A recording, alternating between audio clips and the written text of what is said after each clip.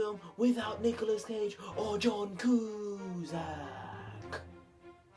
Well, looks like we're off to a good start. For the most part, this film was a pretty standard disaster movie. The concept is that California is overdue a major earthquake by about 100 years or so, and those events come to pass in the film, which lead to some earthquakes occurring with a magnitude of 9 and higher on the Richter scale. Now, just to put that into perspective, those events that happened in Nepal last month were recorded at 7.5 on the Richter scale.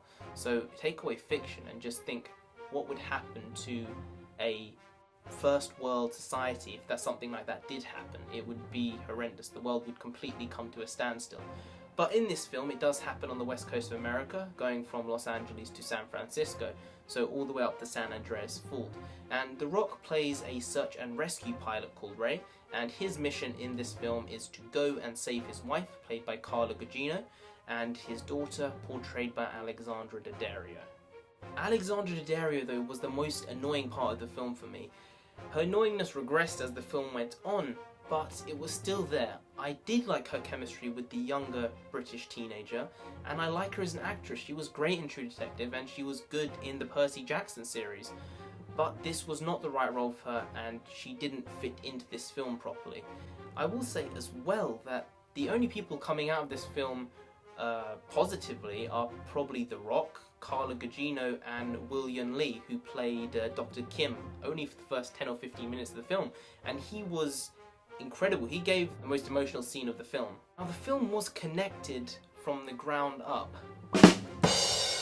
but it did feel a tad disjointed. Going from the scenes with Archie Punjabi and Paul Giamatti to the scenes with The Rock, it felt like I was watching two different films. Now, there were different arcs, but they didn't mesh well together properly. Now, there were lots of positives in the film. The special effects were done really well, bar a few scenes which weren't executed to their fullest potential. But when you look in the trailer, there's that scene of the waves coming crashing down and The Rock trying to beat the clock and try and get over the tsunami before it crashes. Now, this is just fiction, and there's a twist in that specific scene that I really liked, and it was different, and it really did enhance the experience. That one scene was one of the best scenes of the film, probably one of the scenes they spent the most money on as well. I do wish that the film had spent more time with The Rock's rescue crew and their journey through the disaster, because it seems like they were just thrown to the side and were left to their own devices once the disaster struck. And it would have been cool seeing if they were going to go help their families and The Rock tried to call on them for help, or whether they were actually going out and doing their job, which was to go and rescue people, which The Rock wasn't doing and was going to save his own family. Also, another reason why I wanted to see that is because Colton Haynes from The Arrow was cast in this film. I was really excited when he was cast because he was making a transition from the small screen to the silver screen, which is a big deal. And he just didn't get as much screen time as I would have hoped. For the most part, the script was fine, but as with any film, there are some terrible lines, and in this one there are some severely cringeworthy lines. I will not spoil them because some of them are very quotable and will be used in the future, I'm sure. My favourite disaster film of all time is still Independence Day, and yes, I know that's sci-fi, so sue me. I don't care, that is my favourite disaster film.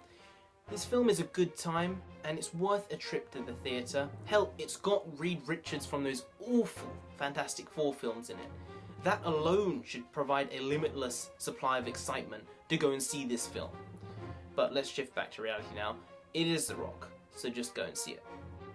Now, I would have given this film a fair 5.5 out of 10, but because it is The Rock, I'm gonna bump that up to a satisfying 6 out of 10.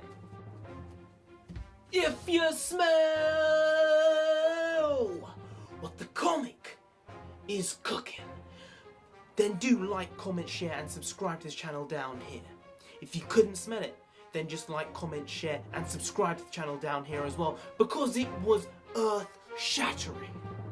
I've been Narendra the Comic, you've been great, and I'll see you next time. Skadoosh.